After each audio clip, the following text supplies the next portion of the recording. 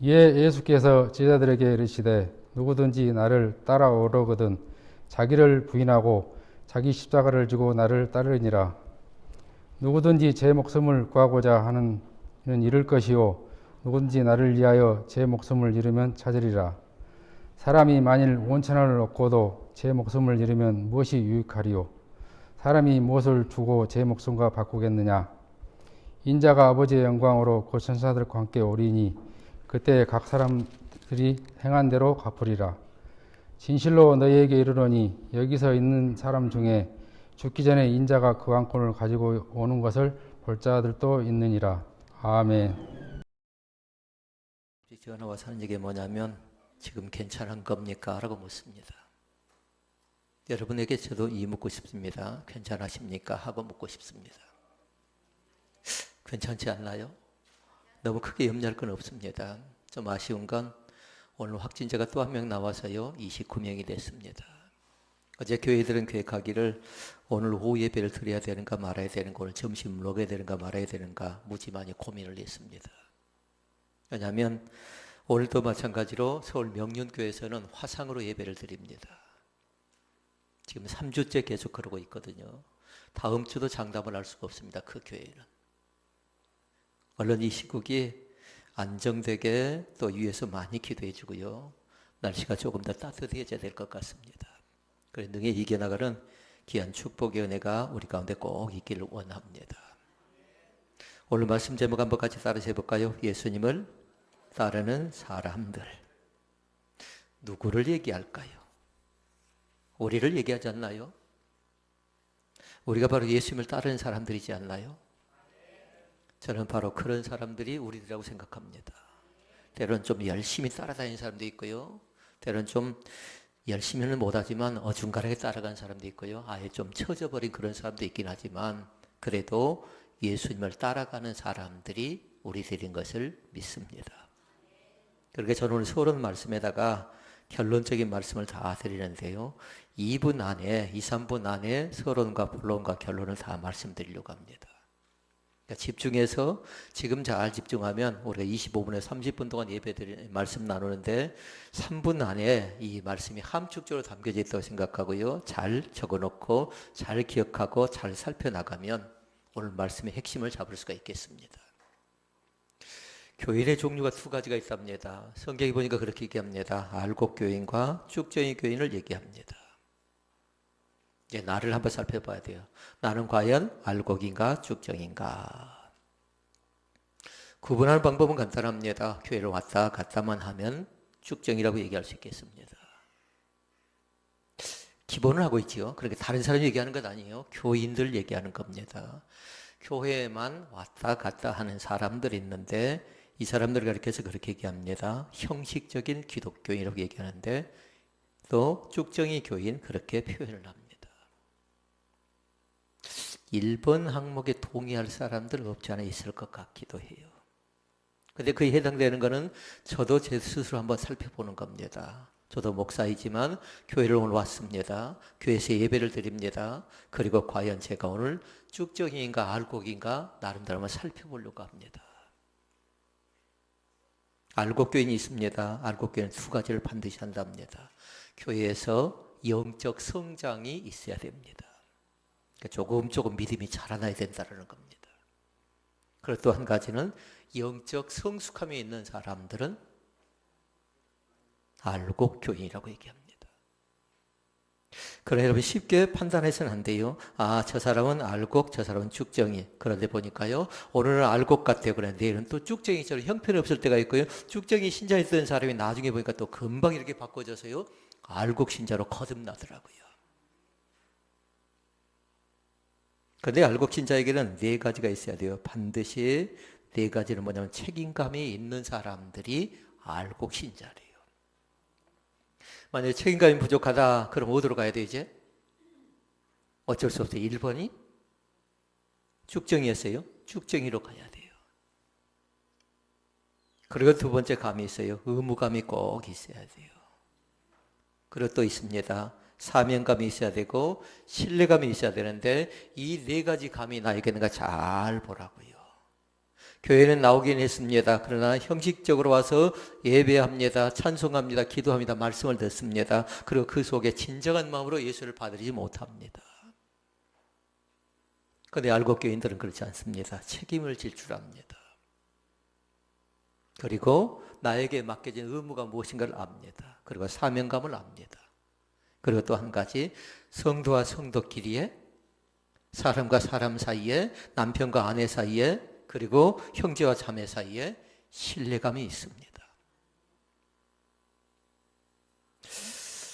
그래서 그렇게 얘기합니다. 교회를 그냥 왔다 갔다 하고 출석만 한다고 해서 진정한 기독교인은 아니래요. 세례를 받는다. 그리고 세례 받으면 뭐한가요? 집사가 된다. 집사가 되고 나면 그 다음에 뭔가요? 권사가 되고 또 장로가 되고 또 저 같은 경우는 목사가 되죠. 그런데 그 직책을 받았다고 해서 진정한 기독교라고 얘기할 수가 없다라는 겁니다. 그래서 오늘 본문 속에 문제와 답이 나왔어요.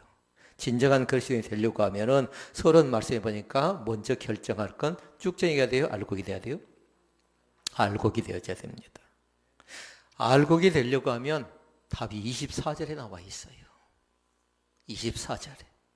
문제는 어렵지 않습니다. 진정한 기독교인이 되려고 하면, 예수님을 따르는 사람이 되려고 하면, 알곡 교인이 되려고 하면 이것이 진정한 문제인데 그 해답은 어디에 나와 있냐면요. 24절 말씀.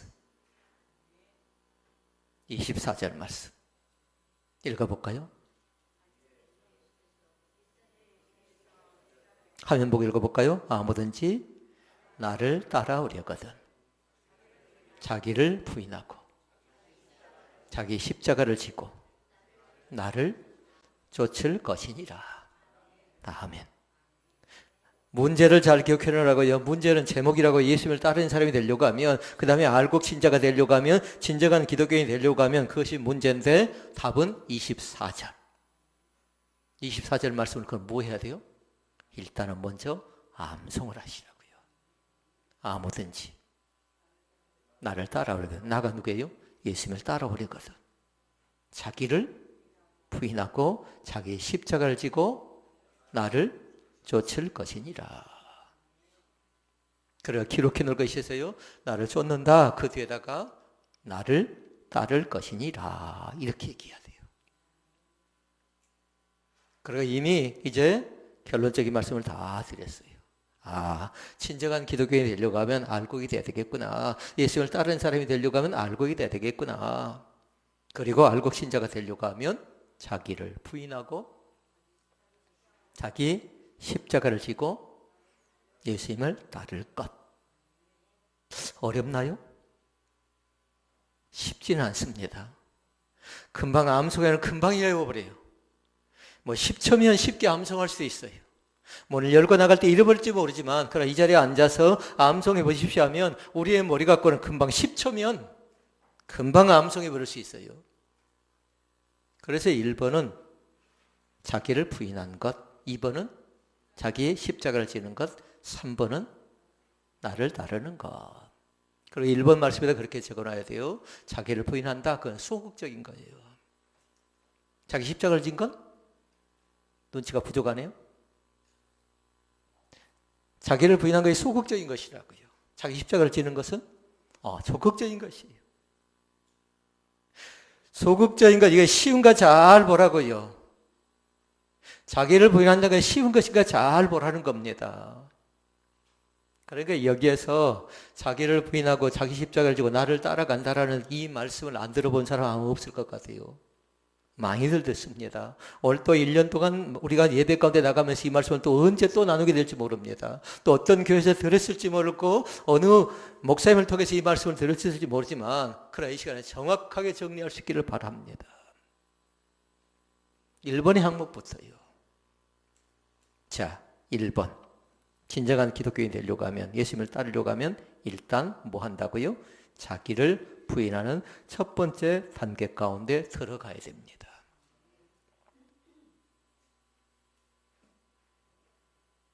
그렇게 잘 기억해야 돼요. 이제 부인한다는 말이 뭔가를 알아야 돼요. 뭐예요? 부인한다는 건? 기록해놔야 돼요. 하나는 포기한다는 거, 포기한다. 그 또 한 가지가 있습니다. 내려놓는다라는 뜻이 있습니다. 소극적인 것이지만 쉬운 것이 아니라고 했어요. 나를 포기하고 나를 내려놓는다는 것이 결단코 쉬운 것이 아닌데 자기의 자존심을 내려놓고 자기 자존심을 포기하고 자기 자랑을 포기하고 자기 주장을 포기하고 혈기를 내려놓는다는 것이 쉬운 것이냐라는 거예요. 소극적인 것이라고 해서 이것이 간단한 것이냐라는 거예요. 그러니까 우리가 일단 잘 기억하십시다. 참된 제자가 되려고 하면 자기를 부인한 데부터 시작돼야 되는데 철저하게 나를 피워내지 않으면 안 된다는 겁니다. 그리고 해야 될 것이 있어요. 인정하자고요. 나의 주인을 예수님으로 인정하자고요. 나를 살아가신 주님, 나의 모든 것 되신 그 주님을 고백하고 인정해야 돼요. 그리고 나의 모든 결정권을 주님께 맡겨드릴 수 있기를 바랍니다. 간단하지 않습니다. 말은 쉬워요. 주인이 주 되심을 인정하라. 그리고 나의 결정을 내가 결정하는 것 아니라 주님이 결정하게 하라. 그러나 사람들은 이미 다 결정을 내려졌습니다. 그러니까 죄송한데 누군가 가지고 와서 저에게 이 문제 기도해 주십시오 하고 제가 들어볼 때가 있습니다. 그런데 결론을 가지고 온 건요, 제가 그렇게 신중하게 생각하지 않습니다. 왜 그럴까요? 본인이 다 결론을 가지고 왔는데 기도해 분들 무슨 의미가 있겠습니까? 부탁합니다. 처음부터 다시 할 마음이 있습니까? 시작부터 기도할 마음이 있습니까? 물어봐서 그것이 허락되어지면 저도 집중적으로 같이 해서요, 금식하자면 금식할 것이고요, 그다음에 그 문제에 대해 신경을 쓰게 될 것인데 이미 결론을 다 가지고 있는 가운데 기도한다는 건요, 그건 기도가 아니랍니다. 그건 뭐냐면 그 결정권을 누가 지고 있는 거예요? 내가 지고 있는 겁니다. 사랑하는 성도 여러분, 우리 가정의 결정권을 누가 지고 있습니까? 남편인가요? 아내인가요? 그러나 결정권을 누가 지고 있는가? 그것 아니라 그 앞에 것이 뭐였어요? 주님이 주인 되심을 인정하는 자리 가운데 먼저 들어갈 수 있기를 바랍니다. 그러나 나의 소유권이 주님께 있음을 인정해야 돼요. 생명, 마음대로 된가요? 안 되는 겁니다. 명예 마음대로 된가요? 안 되는 겁니다. 재물도 마음대로 된가요? 안 되는 겁니다. 건강도 마찬가지고 자녀도 마찬가지고 모든 것이 내 마음대로 되지 않습니다. 그래서 하나님께 모든 걸 다 맡겨드리는 그런 귀한 은혜가 있기를 원합니다. 그것이 뭘까요? 1번이 뭐였나요? 그의 자기 부인이에요.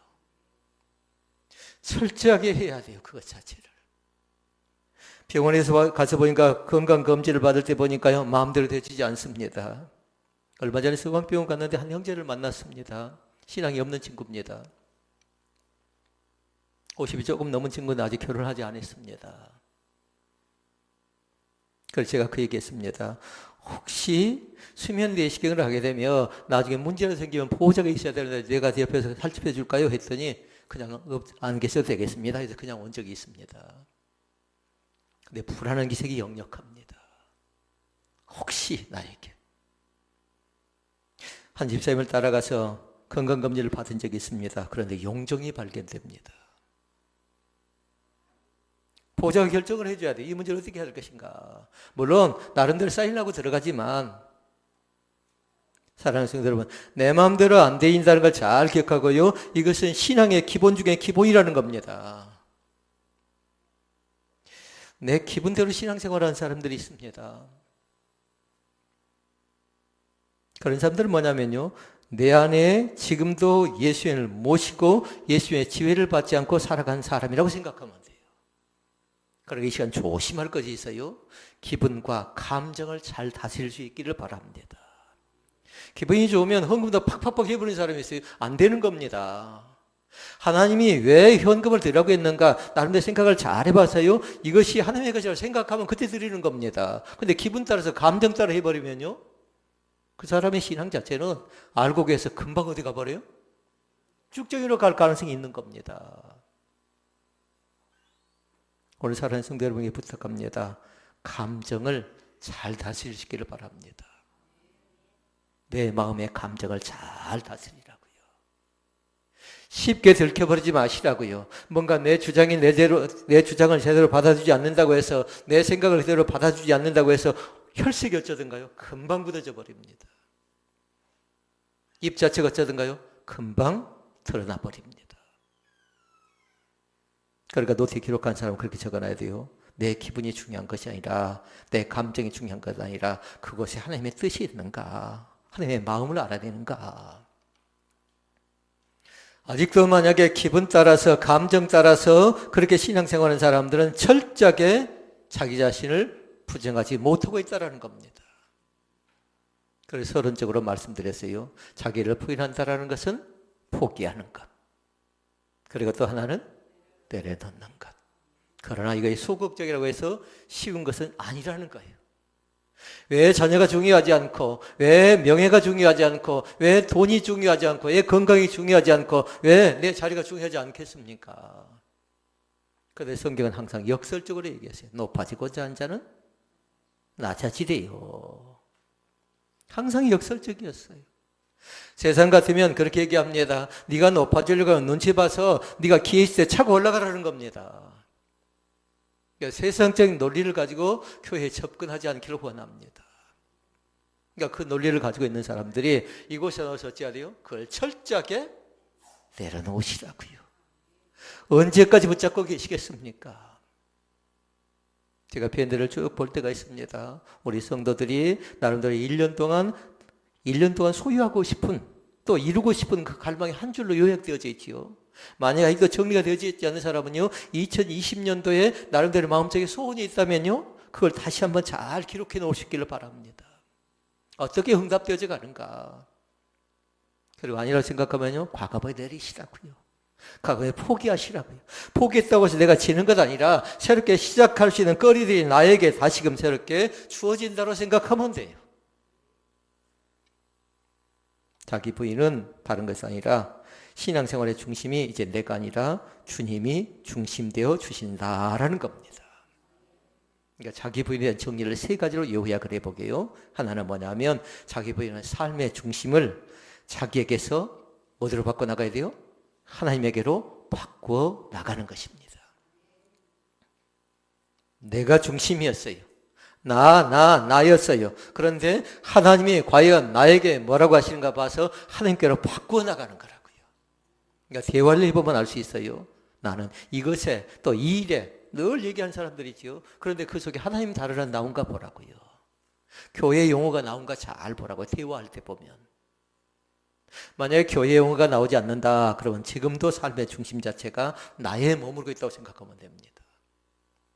그러나 자기를 부인한 사람이 이제 바꿨어요. 완전히 바꿔진 사람이라고요. 거듭난다는 것이 바로 그것입니다.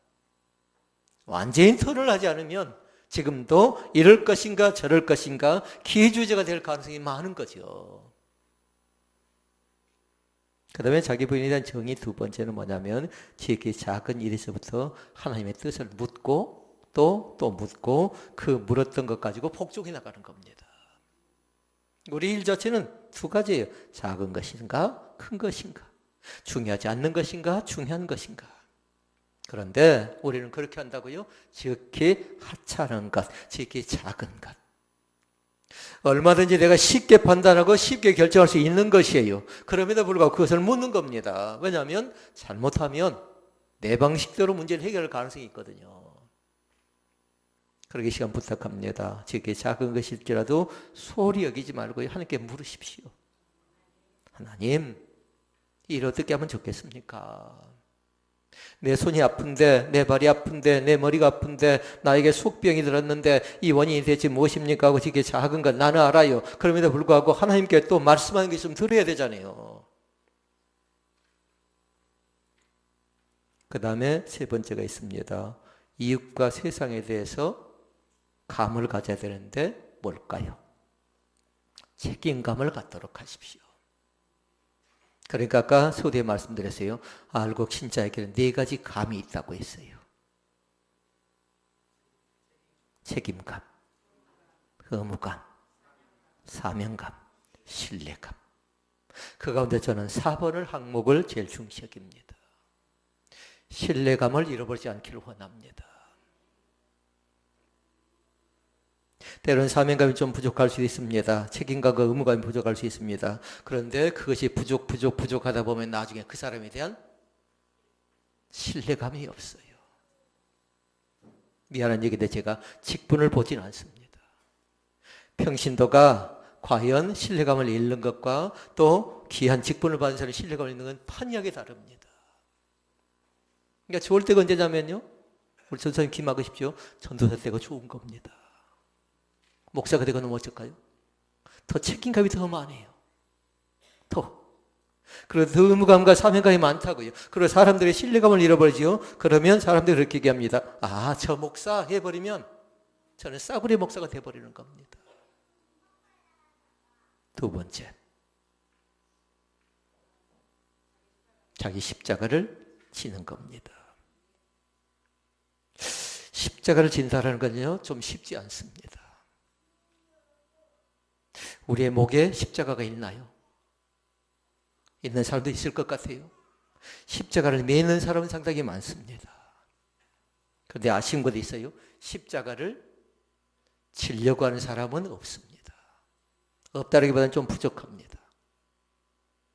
십자가를 달고서 나름다르게 자랑하고 내가 기독교입니다 하고 내세우려고 하는 사람은 많은데 실제적으로 보니까 십자가를 지려고 하는 사람은 많이 보이지 않는다라는 겁니다. 하나님의 몸된 교회가 십자가를 달고 다닌 그런 교회가 아니라 십자가를 지고 살아가는 그런 교회가 될 수 있기를 바랍니다. 십자가를 내가지고 주님만 바라보는 귀한 은혜가 우리 가운데 있기를 원합니다. 그런 사람들은 교만하지 않습니다. 자기 자랑하지 않습니다. 자기 정욕을 죽입니다. 그러니까 철저하게 십자가를 지는 사람은 소극적인 걸 먼저 할 줄 알아야 돼요. 소극적인 거 얘기하면 뭐가 나와야 돼요? 부인이 나와야 돼요. 또 엉뚱하게 나는 부인 없는데 얘기하면 안 돼요. 십자가를 지려고 한 사람은 철저하게 자기 부인을 하지 않으면 안 된다라는 것이에요.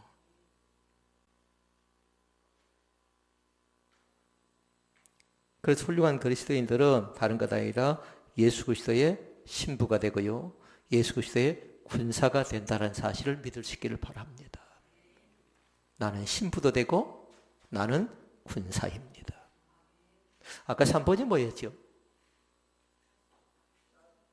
따르고 또 하나는 쫓아가라고 했죠. 그런데 신부와 군사가 해야 될 건 누구를 따라가야 될까요? 누굴 쫓아가야 될까요? 신랑을 따르고 신랑을 쫓아가고요. 그리고 군사는 어떻게 됩니까? 군인은 대장. 우리의 대장 대신 예수 그리스도를 따라가고 쫓아가는 귀한 날이 우리 가운데 있기를 원합니다. 그리고 여러분 노트에 1번, 나는 누구다? 그리스도의 신부다. 남성들이 신부라고 하니까 좀 잘 안 적으려고 하네요. 나는 예수 그리스도의 신부라고요. 그럼 나의 신랑은 예수님. 신부는 누굴 따라간다고요? 신랑을. 신랑이 어떻게 말하는가 잘 봐야 돼요. 그리고 그 신랑의 명령 앞에서 내가 어떻게 머무르고 어떻게 말하고 어떻게 생각하고 어떻게 하나된 공동체를 만들어낼 것인가 신부는 늘 생각하는데 내 힘으로 안 된다는 겁니다. 자, 그러면 우리가 알아야 될 것이 있어요. 자기 십자가를 치라고 했는데 자기 십자가 대체 뭔가를 알아야 되겠잖아요. 내 십자가가. 가정마다 다 십자가가 달라요. 사람마다 다 십자가가 다릅니다. 어떤 분이 꿈을 꿨는데 그렇게 얘기합니다. 다른 사람과 비교해보면 자기 십자가가 너무나도 큰 거예요. 그러니까 차별하는 겁니다, 예수님께서. 그래서 예수님께 그렇게 부탁합니다. 나는 키도 작고 나는 체격도 많이 나가지 않는 사람인데 왜 내 십자가가 그렇게 깁니까? 그래서 사정했답니다. 그래서 좀 잘라달라고. 여러분들 무겁습니까? 나에게 맡겨진 십자가 좀 무거운 사람은요, 그렇게 해야 되지 않겠나요? 좀 너무 무거우니까, 너무 힘드니까, 너무 버거우니까, 내 형편 아시는 주님, 내 십자가 이거 다 도무지 감당하지 못합니다. 어떻게 해주라고요? 잘라달라고요. 그래서 예수님께 그 마음의 소원을 들어주었답니다. 그런데 잘라주었는데 또 보니까 그것도 또 마음에 안 들어요. 너무 커요. 그래도 너무 힘이 드는 겁니다. 그래서 또 사정합니다. 예수님, 이것도 나에게 힘이 듭니다. 내가 너무 버겁습니다. 내 남편은 잘 믿는다고 하지만 또 나는 잘 믿는다고 하지만 우리 두 사람 힘을 합친다 해도 이게 너무 버거워서 너무 힘들어서 저 사람처럼 좀 작게 해주면 안 됩니까? 라고 또 얘기했더니 예수님께 또 깎아주더래요. 그래 또 마음에 들지 않습니다. 잘 생각해서 결론을 찾아내야 돼요. 그런데 꿈속에서 보니까요, 이제 자기 자신이 죽어가지고 하나님 나라를 갔는데 하나님께서 말씀하는 겁니다. 상을 주는 겁니다. 상을 주는데 상을 어떻게 주냐면요, 자기가 진 십자가 있지요, 자기가 가지고 온 십자가 있지요, 그 사람이 이미 깎일 때를 다 깎여버렸어요. 십자가 양만큼 주는 겁니다. 십자가 크기만큼 주는 겁니다. 그 사람이 꿈속에서 어떻게 됐을까요? 꿈속에서 깜짝 놀라서 깼답니다. 그리고 생각나는 말씀이 뭐였을까요? 그 말씀이 생각난 겁니다. 몇 절? 몇 장? 16장 어디? 마태복음. 아니에요. 아니라고요. 마가복음이 있어요. 누가복음이 있어요. 마태복음만 있는 것 아니라 마가도 있고 누가복음도 있어요. 공통적으로 기록된 말씀이 있다고요. 그러니까 나중에 여러분이 말씀이 나오면 마가복음을 읽는다, 누가복음을 읽는다 그럴 때 그 말씀이 나오면 또 잘 기록해 놓으라고요. 십자가는 흥정의 대상이 아닙니다. 각 믿음의 분량도 하나님께서 맡기셨다고요. 나에게 맡겨주셨어요. 나에게. 예수님이 지신 십자가가 있습니다. 그런데 그 십자가는 다른 사람이 질 수 없는 겁니다. 베드로는 어떻게 합니까? 안 된다는 겁니다. 그런데 나중에 결론적으로 베드로는 어땠습니까? 베드로의 생각이 틀렸습니다. 예수님의 십자가가 있어요. 예수님의 십자가의 핵심은 뭐냐면요, 구원입니다. 우리의 십자가의 핵심은 뭘까요? 사명과 헌신이라고 얘기할 수 있겠습니다. 좀 달라요. 예수님께 지신 십자가는 생명을 구원하는 것이고 우리가 지신 십자가는, 우리가 지는 십자가는 다른 것 아니라 사명과 헌신의 십자가가 된 줄로 믿습니다. 자, 자기 십자가를 정리합니다. 두 가지로 정리할 수가 있겠습니다. 하나는 뭐냐면요, 인생살이에서 나에게 주어진 임무가 있습니다. 그래서 우리는 그렇게 얘기했어요. 책임감도 있어야 된다, 의무감도 있어야 된다, 사명감도 있어야 된다, 신뢰감도 있어야 된다 했는데 나에게 주어진 임무는 뭐냐면 책임이에요. 책임. 가장의 책임이 있다고요. 아내의 책임이 있다고요. 자녀의 책임이 있다고요. 직장에서의 책임이 있다고요. 교회에서의 책임이 있다고요. 책임감이 없는 사람, 아까 4번이 뭐였죠? 신뢰감을 줄 수 없답니다. 의무감이 없는 사람은 신뢰감을 줄 수 없답니다. 그리고 이번 한 주간 동안에 한번 잘 살펴볼 수 있기를 바랍니다. 나는 어느 정도의 다른 사람하고 관계를 통해서 신뢰감을 회복하고 있는가? 신뢰감을 잃어가고 있다면요, 2020년도에 신뢰감을 꼭 회복할 수 있기를 바랍니다. 그 이름 석자 앞에서요, 때로는 이름 투자 앞에서요, 하나님, 나 이름이 부끄럽지 않게 하옵소서. 나에게 주신 임무가 있다라는 거예요. 핑계도 안 되고요, 거절해도 안 되고요, 그것을 마다하고 도망쳐도 안 되는 겁니다. 지금 지지 않으면 안 된다라는 것이에요. 직장생활이 힘들다고 도망쳐버리면요, 다른 사람과 관계를 통해서 뭔가 힘들다고 포기해버리면요, 다른 직장 가면 다 내 마음에 쏙 드는 사람이던가요? 결코 그렇지 않습니다. 사랑하는 성도 여러분, 공동체를 중시 여길 수 있기를 바랍니다. 그리고 우리는 사람을 뽑아낼 때 그 사람의 공동체 해석을 어떻게 할 것인가, 그걸 보고 있는 겁니다. 이 목장에 이 사람이 들어가서 어떤 역할을 할 것인가, 그리고 그 목장에 가서 감초의 역할을 할 것인가, 그렇지 않으면 방해꾼의 역할을 할 것인가. 도움되는 귀한 협력자가 될 수 있기를 주의 이름으로 축원을 드립니다. 나에게 주어진 임무가 무엇인가 잘 보라고요. 그런데 쉬운 것은 아니라고 했어요. 어떤 사람은 육체인 질병을 안고 살아가는 십자가가 있습니다. 마음이 자유롭지 못한 사람도 있습니다. 쉽게 상처받는 사람들이 있는데요. 2020년도에는 상처받는 그 자리 가운데 들어가지 말고요. 상처가 치유되는 귀한 역사가 나타날 수 있기를 바랍니다. 잘 살펴보라고요. 내가 상처를 많이 받는 사람인가? 상처를 쉽게 회복하는 사람인가? 욕심이 있으면요. 상처를 늘 받고 시험 가운데 빠진답니다. 욕심을 내려놓지요. 욕심을 포기하죠. 그럼 포기하고 내려놓는다. 그거 뭘까요 또? 자기 부인이라고요. 그걸 할 줄 아는 사람은 십자가에 대해서 담대합니다. 왜냐하면 그 십자가를 질 때 내가 지는 것 같지만 실제로는 주님이 도와주셔야 감당할 수 있기 때문에 그렇습니다. 그 다음에 자기 십자가다 봅니다. 예수님 때문에 받는 어려움들이 있어요. 예수님 때문에 생긴 직책이나 은사가 있거든요. 근데 이것을 자기 십자가로 얘기합니다. 사람과 사람 사이에 내가 믿지 않으면 아무런 문제가 없어요. 그런데 종교적인 것 때문에 피해를 볼 때가 있죠. 예수 믿는다는 것 때문에. 영업하는 과정에 주의를 신다는 거 얼마나 힘들던가요.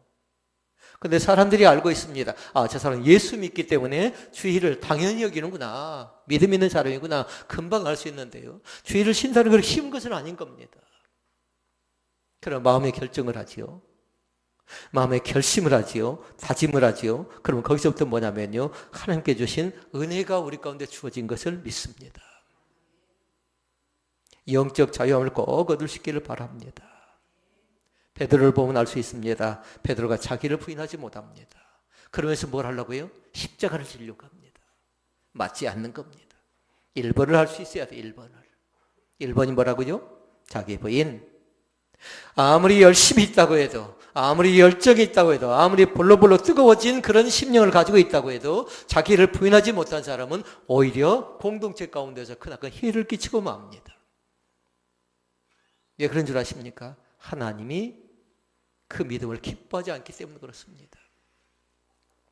이 시간 새롭게 내 믿음을 경신할 수 있기를 바랍니다. 내 믿음을 기경하자고요. 이제 갈아엎지 않으면 안 돼요. 내 심령을 갈아엎고 내 복음의 핵심을 갈아엎고 열심을 갈아엎고 새롭게 거듭나는 귀한 축복이 우리 가운데 나타날 수 있기를 바랍니다. 세 번째 말씀. 나를 따르라. 누구였죠? 주님을 따르라는 겁니다. 주님을 쫓아가라는 겁니다. 그러나 앞에 두 가지 말씀을 잘 기억하라고요. 자기를 부인하고 자기 십자가를 지고 따라가고 쫓아가는 겁니다. 이 말씀드렸어요. 신부 그리고 군사. 신부는 누구를? 신랑 대신 예수님을. 그리고 군사는 대장 되시는 예수 그리스도를 따르고 쫓아가야 될 줄로 믿습니다. 이 시간 무엇을 따라가고 무엇을 쫓아가십니까? 이념을 따라간 사람도 있고요. 그리고 나름대로 보니까요. 명예를 따라가고 돈을 따라가고 신학의 이론을 따라가고 교파를 따라가고 사람의 목사를 따라간 사람이 있는데요. 합당치 않습니다. 주님께서 말씀합니다. 예수님을 따라가래요. 예수님을 따라가랍니다. 예수님을 쫓아가랍니다. 그것이 진정으로 내가 사는 길입니다. 이 시간 분명하게 물어보십시다. 나는 지금 누굴 따라가고 누굴 쫓아가고 누구와 함께 하는가? 주님과 더불어 살아가는 귀한 은혜가 우리 가운데 있기를 원합니다. 다시 말씀드립니다. 1번 자기를 부인하라. 그러면 알곡과 쭉정이가 있는데 그런 사람은 어떤 사람이다? 알곡 신자가 된다. 알곡 신자가 되려고 하면 네 가지 감을 따라. 책임감, 의무감, 사명감, 신뢰감. 신뢰감은 빨간 걸로 더 크게 써놓으라고요. 잃어버리지 않기를 원합니다. 거기에서 영적 권위가 나오기 때문에 그렇습니다. 그리고 자기 십자가. 깎고 깎는 것 아니라고요. 나에게 맡겨진 건 내 혼자 힘으로 부족하니까 주님이 도와주셔야 됩니다. 내 힘으로는 안 됩니다. 나는 못합니다. 그러나 주님께서 힘주시면 나는 할 수 있습니다는 믿음 가운데 들어갈 수 있기를 바랍니다. 그것이 축복입니다. 그것이 믿음입니다. 그렇게 주님을 따라가는 귀한 은혜가 우리 가운데 있기를 주의 이름으로 축원을 드립니다. 은혜로신 아버지,